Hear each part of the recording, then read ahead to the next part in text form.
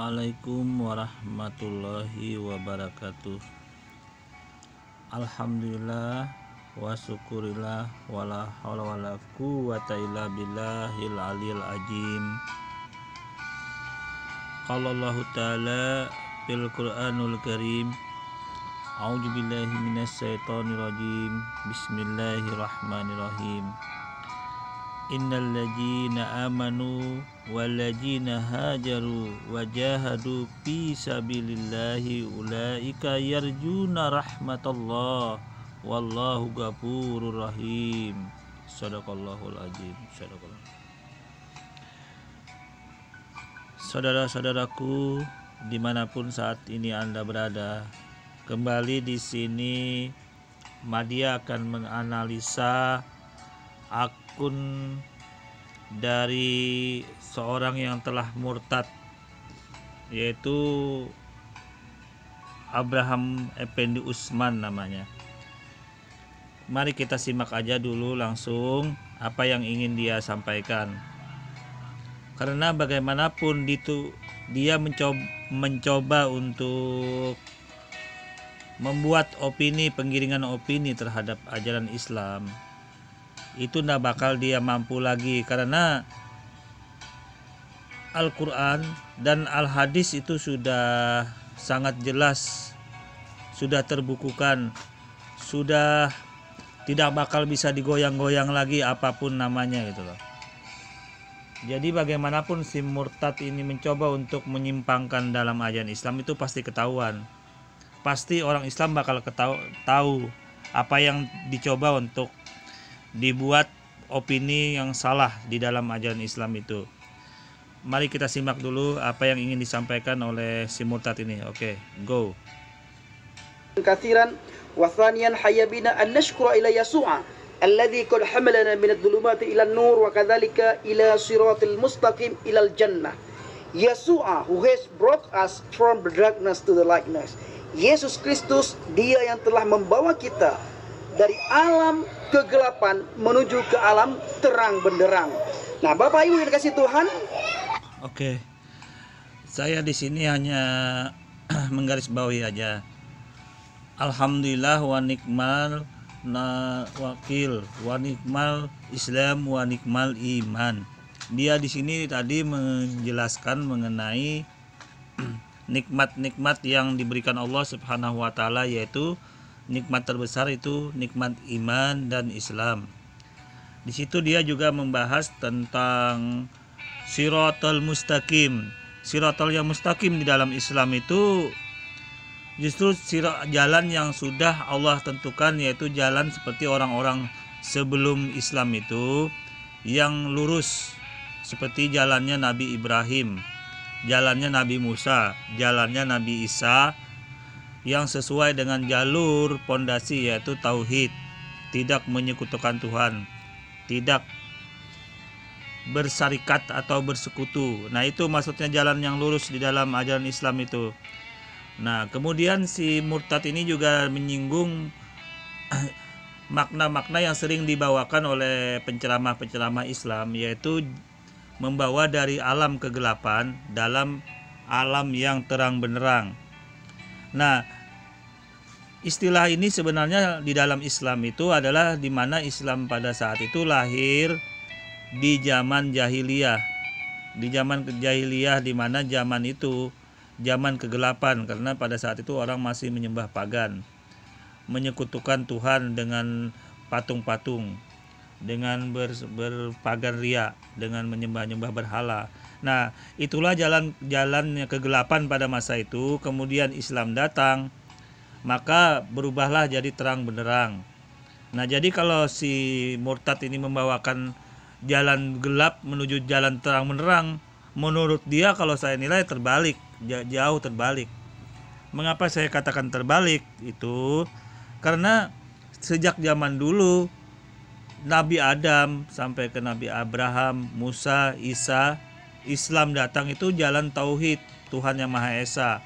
Jadi kalau ada yang menyimpang dari jalur rel itu, maka itu sama aja dikatakan dia jalan yang terang menuju ke jalan yang gelap.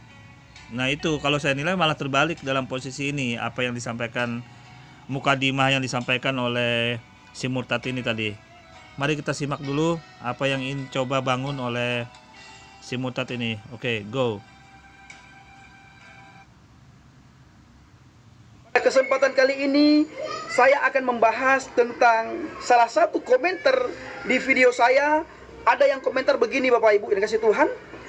Kalau seseorang itu pahalanya lebih banyak daripada kesalahan dan dosanya, maka orang itu akan masuk surga. Ayo kita lihat pengupasan seorang murtadin dari agama seberang masuk ke agama Nasrani, menjadi evangelis, menjadi penginjil. Nah, Bapak Ibu yang dikasihi Tuhan, kullu bani adaman khata'un wa ghairu khata'ina at-tawwabun. Dikatakan dalam sebuah hadis, artinya setiap manusia telah melakukan kesalahan dan dosa. Wa ghairu khata'ina at-tawwabun, dan sebaik-baik orang yang melakukan kesalahan dan dosa adalah bagi mereka yang bertaubat. Di situ dikatakan sebaik-baik orang yang melakukan kesalahan dan dosa adalah bagi mereka yang mau bertobat. Tobat segera, segera bertobat. Nah, bertobat di sini dikatakan bukan masuk ke agama, salah satu agama, bukan, tetapi bertobat. Nah, hadis ini kullu bani adaman khata'un wa ghairu khata'ina at-tawwabun hampir sama persis dengan perkataan Bible. Rasul Paulus mengatakan di dalam Bible, kitab Roma, di situ Rasul Paulus menulis apa? Kullu insanun zanubun. Kullu insanun zanubun. Setiap manusia telah berdosa. Ini kata Rasul Paulus, semua manusia telah berdosa dan telah kehilangan kemuliaan Elohim, telah kehilangan kemuliaan Tuhan. Nah, pertanyaannya Bapak Ibu, apa sih yang ingin evangelis bahas pada sore hari ini? Salah satu komentar Bapak Ibu, di situ dikatakan bila seseorang pahalanya lebih banyak daripada dosa, pahalanya lebih tinggi daripada dosa, maka orang itu masuk surga. Nah, jawaban evangelis gampang, jawaban seorang murtadin gampang Bapak Ibu. Apakah pahala kita ingin menyogok Tuhan supaya Tuhan memperkenankan kita untuk masuk ke surganya? Apakah serendah itukah Tuhan? Apakah serendah itukah? Oke. Di sini si murtad ini mencoba untuk dia mencoba untuk menggoyang masalah amal ibadah, amal perbuatan atau amal soleh dari orang-orang yang beriman, amal kebaikan dari orang-orang yang beribadah itu, dia di sini mau singgung dengan dikorelasikannya dengan surga. Nah, di sini juga si murtad ini mau menggoyang masalah pertaubatan yang dia katakan dengan taubat itu bukan harus ke agama yang sebelumnya. Di sini saya kira sebenarnya kalau masalah taubat itu nggak nyambung masalah si Evan ini. Korelasinya juga sangat nggak jelas. Karena dalam Islam itu pertaubatan sudah diatur. Sangat mudah melaksanakannya dalam ajaran Islam itu sendiri. Jadi bertobat di dalam ajaran Islam itu tinggal mengikuti tata caranya dalam ajaran Islam. Dengan mengucapkan istighfar, dengan kalau tobat yang sangat besar yaitu dengan mandi tobat segala macam, itu sudah ada tata caranya diatur, tidak perlu loncat ke ajaran agama sebelah kalau untuk bertobat, bukan seperti itu. Jadi kalau saya nilai si murtad ini mau mencoba menggiring, kalau mau bertobat itu loncat ke ajaran agama dia gitu loh. Itu suatu kebodohan namanya dalam Islam. Ngapain susah-susah bertobat, tinggal duduk sholat, berzikir, membaca istighfar, tidak mengulangi lagi yang hal-hal yang sudah dilarang, berjanji dan dengan menambah kebaikan-kebaikan di dalam ajaran itu sudah terpenuhi taubat tersebut dengan syarat-syarat taubat tentunya gitu loh. Itu kalau begitu kan sebenarnya sangat mudah. Ngapain Anda mencoba penggiringan opini yang sebenarnya nggak jelas, nggak masuk akal gitu loh. Mari kita simak dulu apa yang dia ingin coba nih, kaitkan kembali ya. Kita bisa menyogok dia dengan kebaikan kita, kita bisa menyogok dia dengan amal kebaikan kita, kita bisa menyogok dia dengan pahala-pahala yang kita lakukan. Bila mana nantinya ketika ditimbang, ternyata dosa lebih banyak, apa yang akan terjadi? Sekarang saya evangelis tidak membahas antara dosa dan pahala. Kenapa? Kita melihat Adam adalah manusia pertama yang diciptakan oleh Tuhan. Di agama seberang, Adam itulah nabi. Padahal kita melihat Adam tidak punya kaum, Adam tidak punya umat. Kenapa dia bisa dikatakan nabi? Mana bukti kenapa? Oke. Nah, di sini kita harus luruskan dulu nih pemahaman si murtad ini ya. Bagaimanapun kita harus luruskan dulu pemahaman dia. Di dalam ajaran Islam itu sudah ada khusus penamaan apa yang dinamakan nabi, apa yang dinamakan rasul. Nah, nabi itu belum tentu rasul, sedangkan rasul itu pasti nabi. Jadi ada dua pemahaman dalam Islam itu. Nabi adalah orang yang sudah menerima wahyu, menerima firman Allah Subhanahu wa taala, tetapi tidak wajib, tidak harus menyampaikan kepada umat atau kaum itu gitu loh, kaumnya. Dalam Islam ada Nabi Khidir, ada itu Nabi Khidir itu ada. Itu nabi itu dia bukan rasul, tapi dia tidak berhak untuk menyampaikan ke umat. Dia nabi aja posisinya, menerima wahyu, menerima firman Allah, menerima ajaran agama Allah, tetapi dia tidak berhak, tidak disuruh untuk menyebarkan agama ke orang lain. Nah, kalau rasul itu dia sudah menerima firman Allah, menerima wahyu Allah, menerima kitab Allah, kemudian wajib menyebarkan, harus menyebarkan ke umatnya itu, menyampaikan ajaran itu gitu loh. Ya contohnya seperti Nabi Musa, Nabi Isa, Nabi Muhammad SAW. Nah itu seperti itu, seperti Nabi Sulaiman, Nabi Daud. Nah itu sebagai contoh. Jadi harus dibedakan antara nabi dan rasul. Nah berarti orang ini, si murtad ini tidak belajar, tidak mengetahui dia apa arti nabi di dalam Islam. Itu dulu yang perlu kita garis bawahi.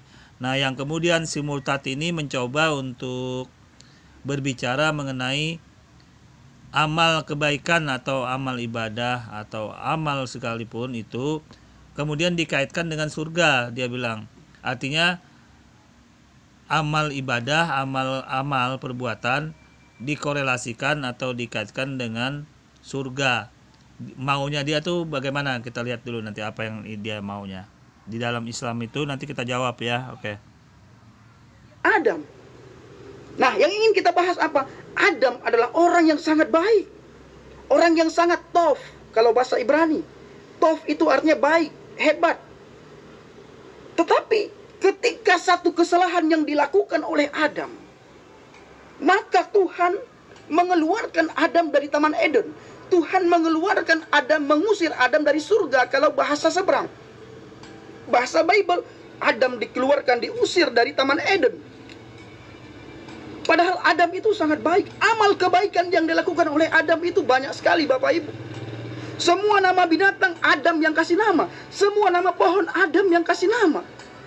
Tetapi karena satu kesalahan Adam, dia lalai menjaga Hawa. Sehingga ular bludak, setan, bisa menggoda Hawa. Sehingga Hawa makan buah pengetahuan. Setelah dia makan buah pengetahuan, maka di situ mereka berdua diusir oleh Tuhan. Hanya gara-gara makan buah pengetahuan, diusir oleh Tuhan. Tuhan tidak melihat kebaikan dan amal yang dilakukan oleh Adam. Satu kesalahan yang dilakukan oleh Adam tidak layak di hadapan. Kenapa? Tuhan ingin saudara dan saya sempurna. Dan bila mana juga saudara. Oke. Kalau masalah hal seperti ini mungkin saya tidak terlalu memperjelas dulu. Yang penting Adam dan Hawa itu beliau itu karena memakan buah yang sudah dilarang oleh Allah Subhanahu wa taala, yaitu buah huldi. Nah, digoda oleh namanya iblis, setan. Nah, dengan itulah maka beliau turun ke bumi ini gitu loh. Itu. Nah, tetapi apakah Adam dan Hawa tersebut menurunkan dosa waris akibat itu? Ya tidak, karena dalam Islam Adam itu juga beristighfar, bertobat dia berapa puluh tahun baru ketemu mereka berdua itu kembali oleh Allah, dipertemukan kembali beliau itu. Nah itu cukup dengan bertobat, meminta ampun kepada Allah dengan bersujud, ruku, Pokoknya dengan segala macam cara yang sudah diatur di dalam Islam itu seperti sholat itu, maka taubatnya itu akan diterima, tentunya dengan waktu yang cukup lama. Nah, di sini sudah sangat jelas si murtad ini mau menggiring opini doang gitu loh. Oke, mari kita lanjut ya.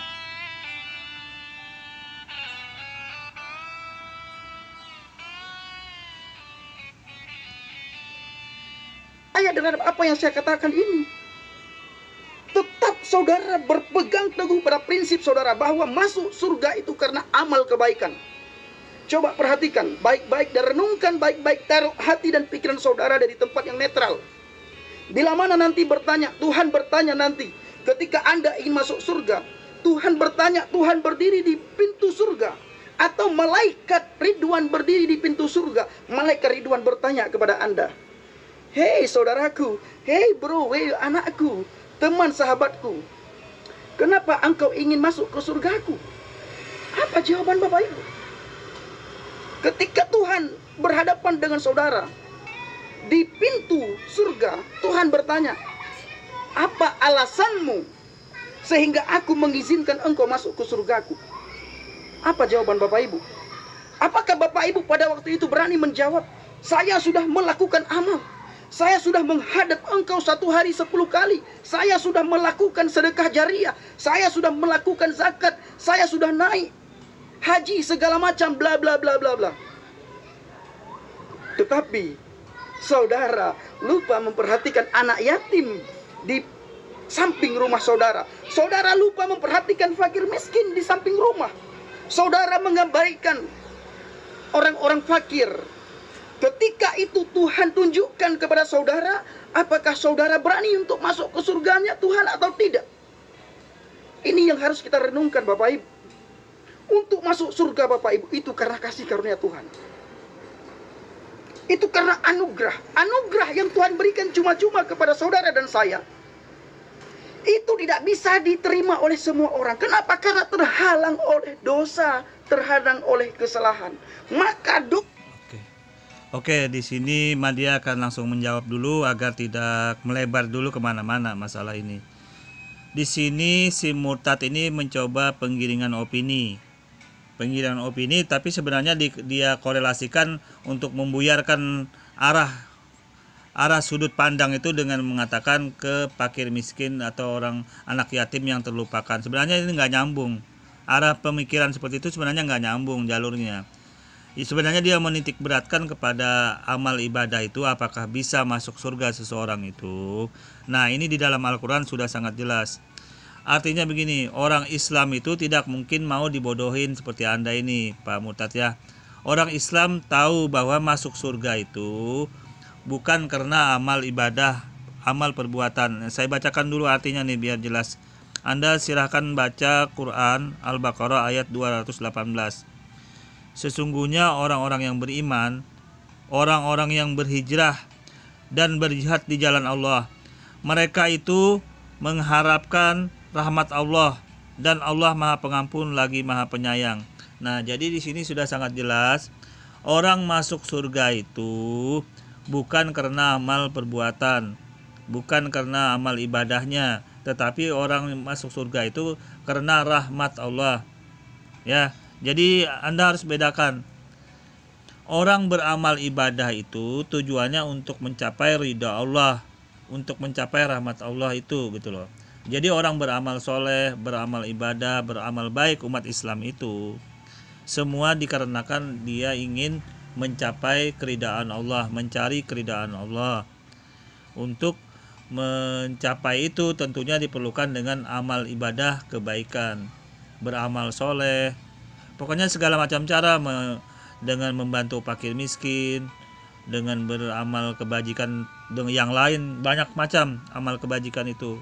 Bermacam-macam cara juga oleh orang-orang melakukannya. Yang tentunya tujuannya untuk keridhaan Allah, bukan masuk surga. Nah, nanti kalau sudah dicapai keridhaan Allah, maka Allah otomatis sudah menjanjikan di dalam Al-Quran itu surga.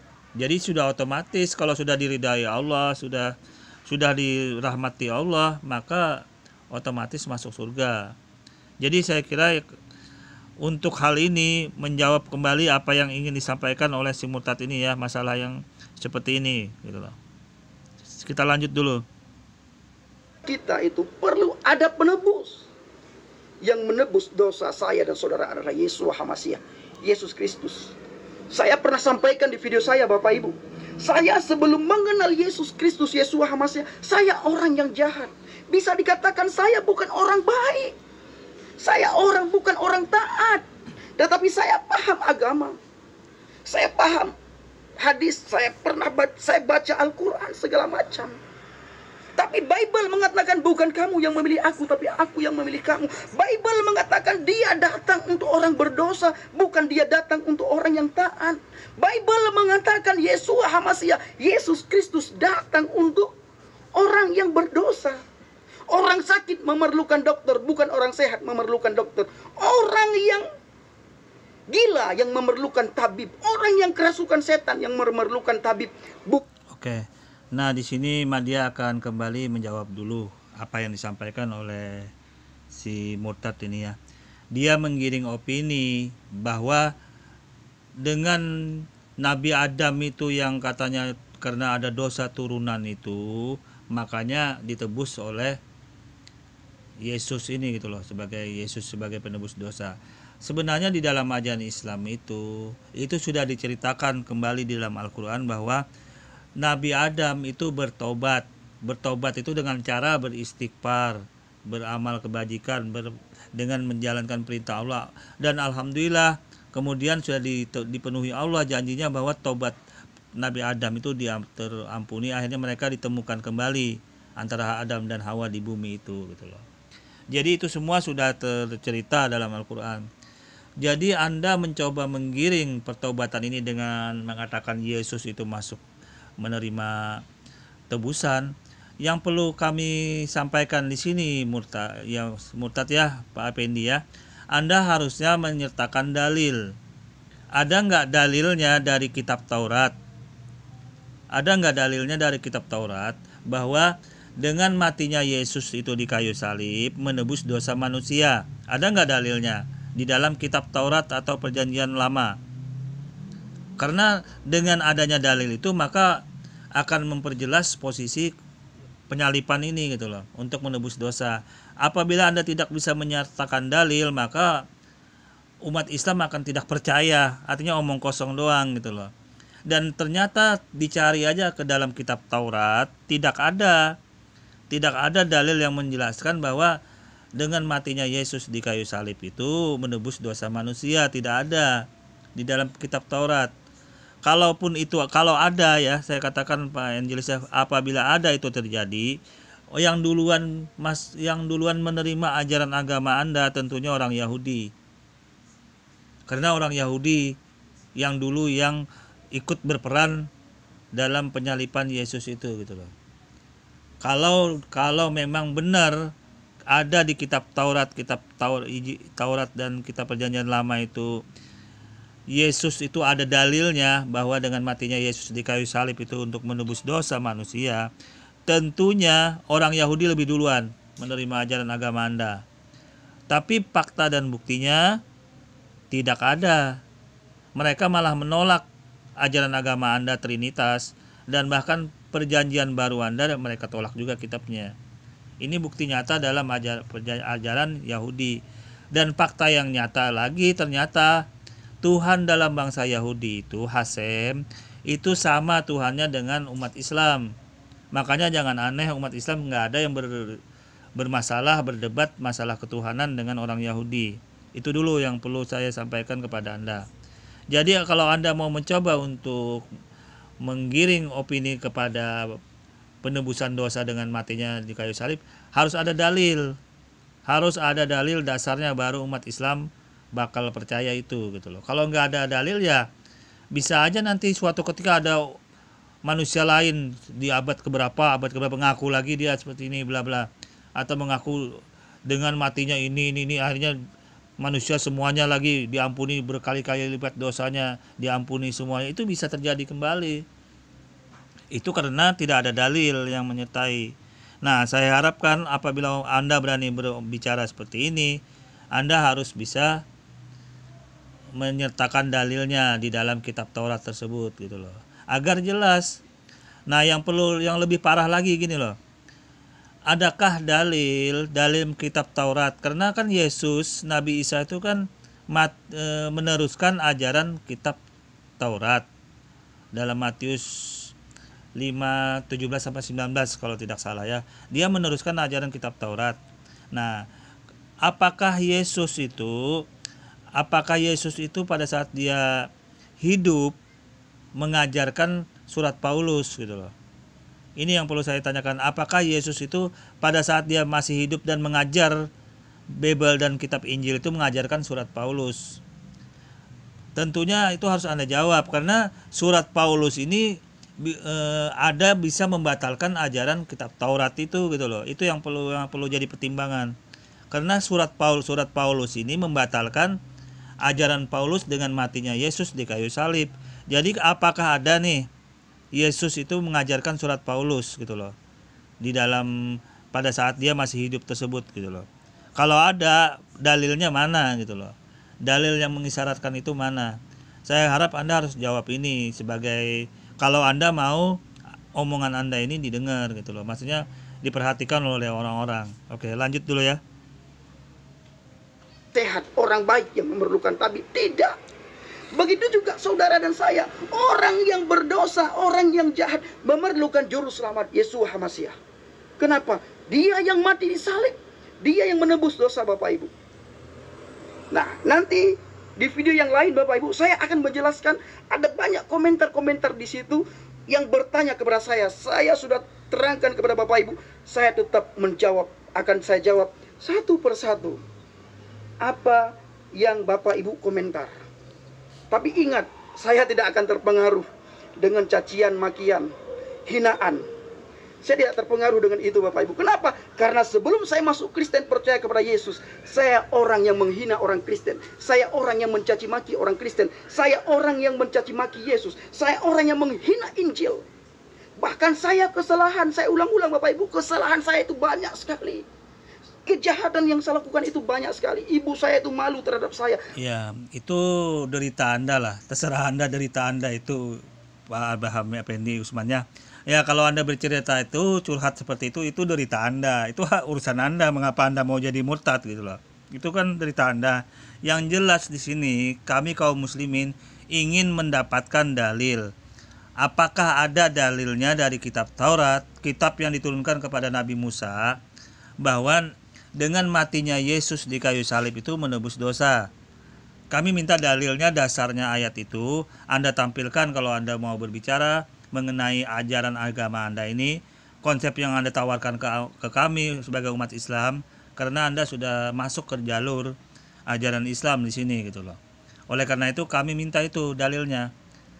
Apakah ada dalilnya bahwa dengan matinya Yesus di kayu salib, dengan tentunya dalilnya di kitab Taurat, karena tidak mungkin dengan kitab Perjanjian Baru, karena di kitab Perjanjian Baru itu pada saat itu Yesus sudah mati gitu loh. Nah, yang perlu diperlu ketahui, apakah ada di kitab Taurat itu nubuatannya gitu loh. Itu yang kami cari. Karena Yesus pada saat masih hidup, beliau itu mengajar kitab Taurat, mengajarkan kitab Injil.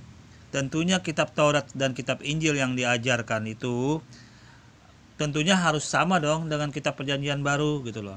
Kalau tidak sama berarti kitab yang ada sekarang itu sebagian bukan dari ajaran Yesus dong, ya kan? Kalau tidak sama, nah tentunya harus sama dengan yang diajarkan oleh Yesus itu. Nah, kami meminta dalilnya. Dalilnya apakah ada dari kitab Taurat bahwa dengan matinya Yesus di kayu salib itu menebus dosa manusia. Karena ini sangat penting. Tidak bisa bicara asal logika-logikaan gitu loh. Ini dulu yang perlu Anda harus ketahui ya, Abrahamnya. Tapi saya perlu jelaskan, perlu saya terangkan.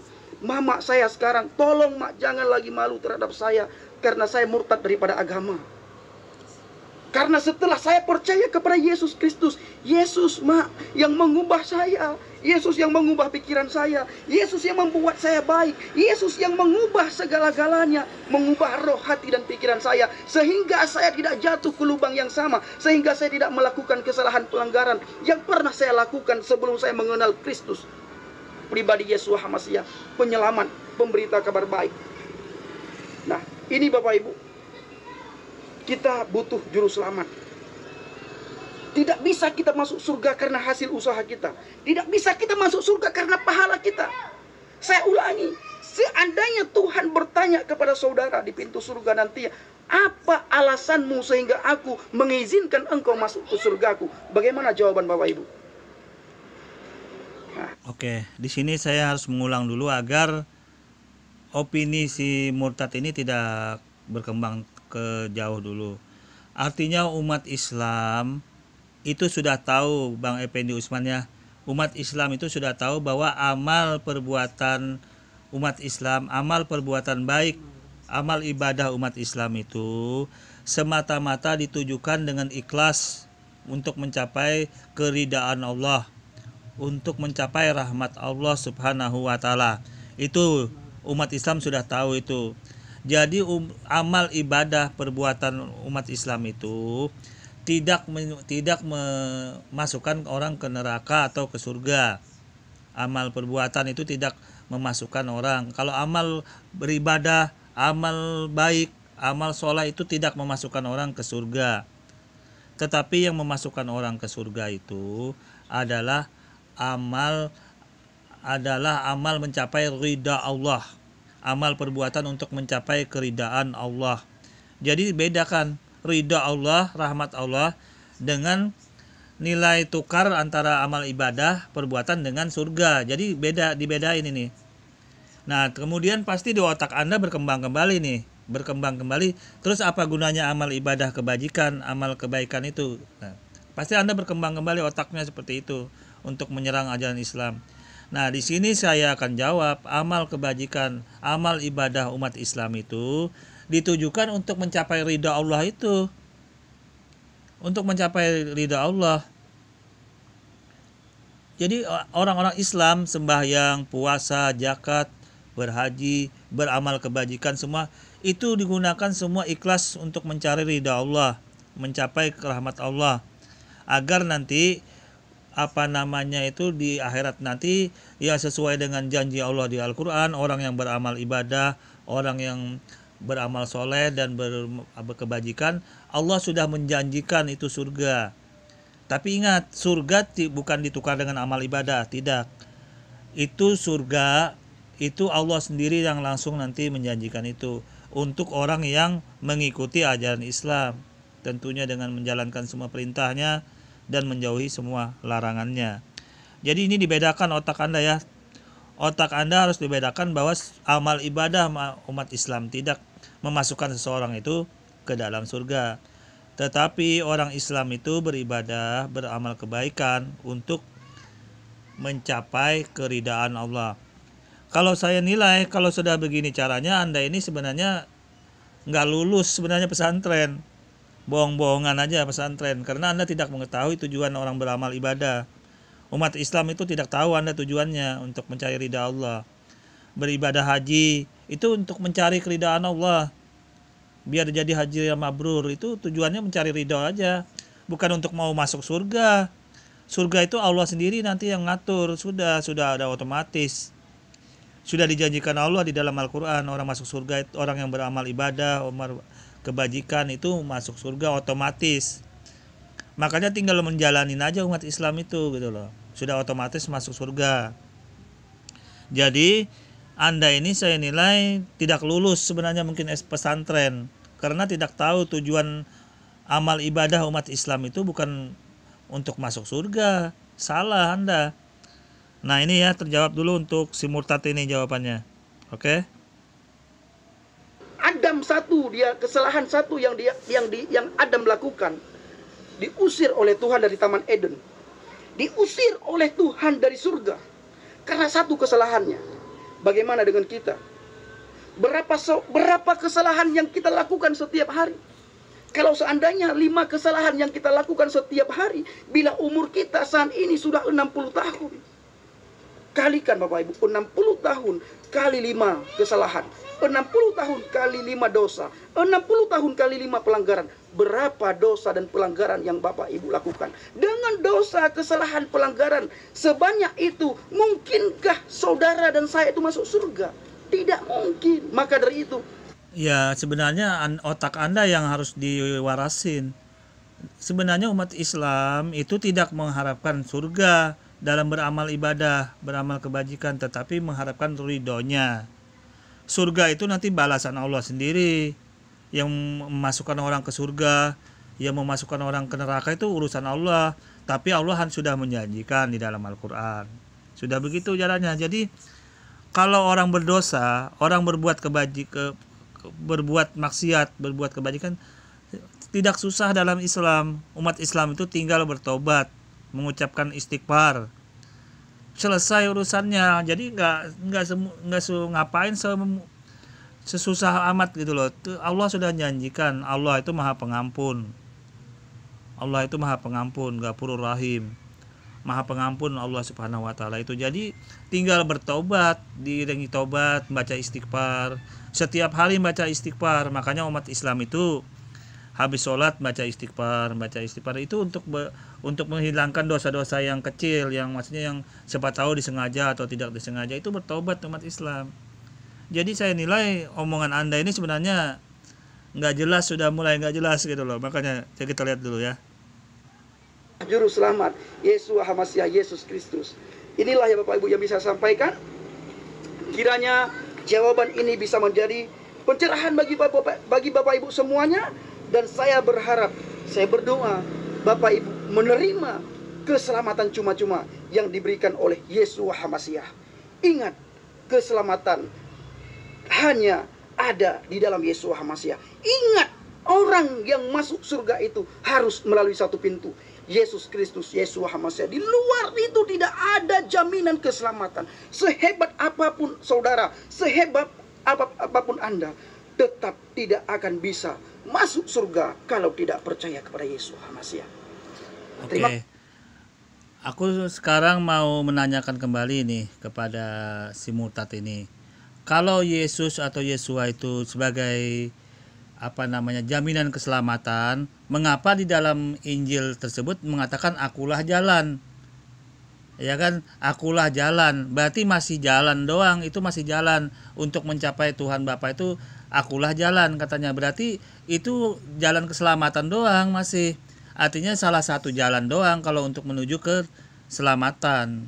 Itu artinya belum ada jaminan. Kalau saya nilai begitu. Anda silakan Anda kutip itu dalam Bible Anda. Akulah jalan keselamatan untuk mencapai ke Tuhan, ke Bapa itu gitu loh. Artinya begini. Artinya kalau cuman akulah jalan, itu artinya belum terjadi jaminan keselamatan, hanya sebagai jalan yang mengikuti Yesus itu. Dan yang fakta yang terjadi, Yesus itu hanya jalan bagi umat Israel. Karena Yesus Kristus itu hanya berlaku di zaman umat Israel. Itu sudah diisyaratkan juga di dalam Bible Anda gitu loh. Nah, jadi kalau saya nilai, kalau cuman akulah jalan, nah justru umat Islam itu sudah menjanjikan bahwa Islam itu apabila beriman, beramal soleh, surga. Sudah dijanjikan Allah surga langsung. Surga yang sudah dijamin Firdaus malah surganya.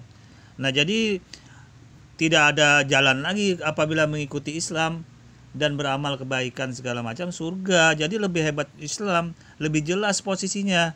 Kalau Anda masih akulah salah satunya jalan, satu-satunya jalan, berarti kan itu otomatis hanya sebagai jalan, berarti masih ada jalan lain. Nah, itu juga menggambarkan bahwa ya umat sebelum Yesus kan ada tuh. Apakah umat sebelum Yesus itu salah jalan? Nah, itu juga menggambarkan suatu argumen yang membuat penyangkalan dalam hadis, dalam ayat yang Anda tampilkan itu dalam Bible.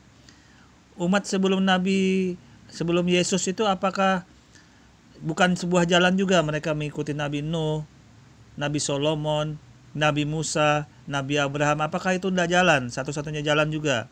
Tentunya satu-satunya jalan juga buat keselamatan kaumnya itu sendiri gitu loh, kaum Nabi Musa, kaum Nabi Solomon.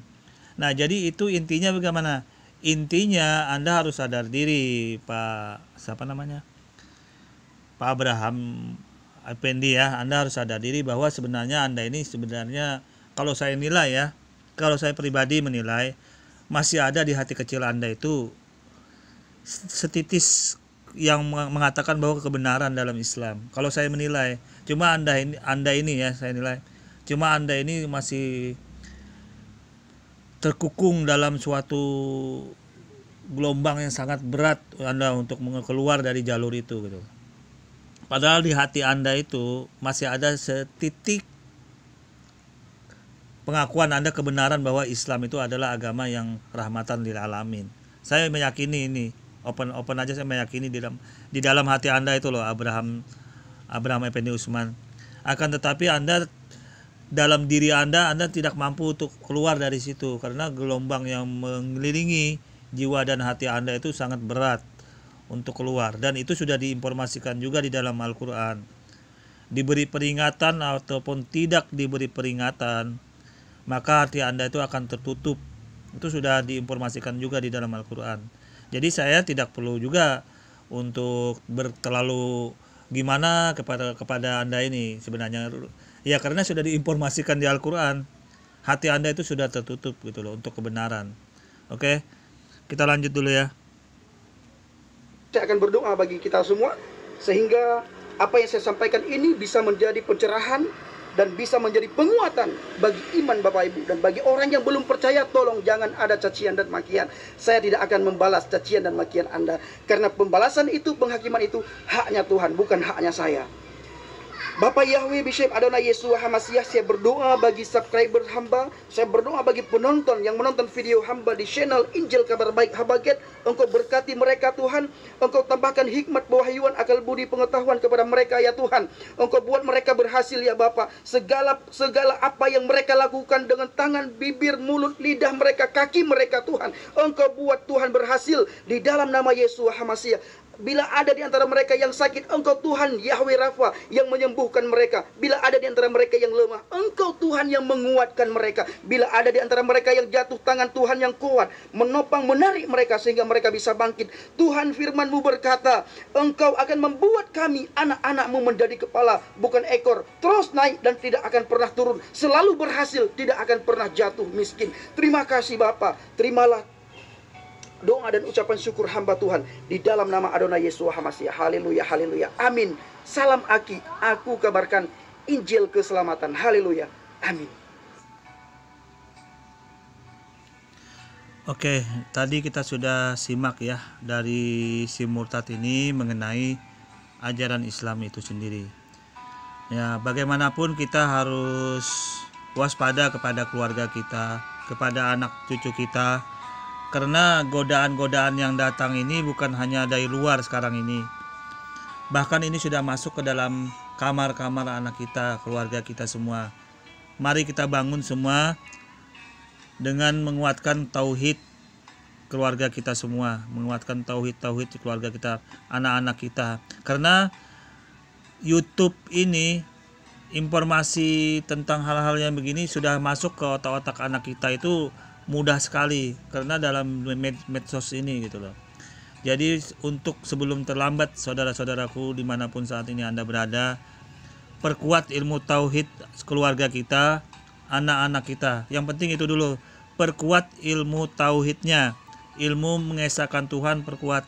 Itu aja saran saya dulu untuk saat ini, karena itu aja yang membedakan antara jalur yang orang-orang seperti murtad ini, karena ilmu tauhidnya yang sangat penting ini. Ilmu tauhid, ilmu mengenal Tuhan, mengenal sifat Tuhan, sifat-sifat Tuhan, nama-nama Tuhan, itu sangat penting dikuatkan dalam pemahaman saudara kita, keluarga kita, dan anak-anak kita. Oke, kurang lebihnya saya mohon maaf. Assalamualaikum warahmatullahi wabarakatuh.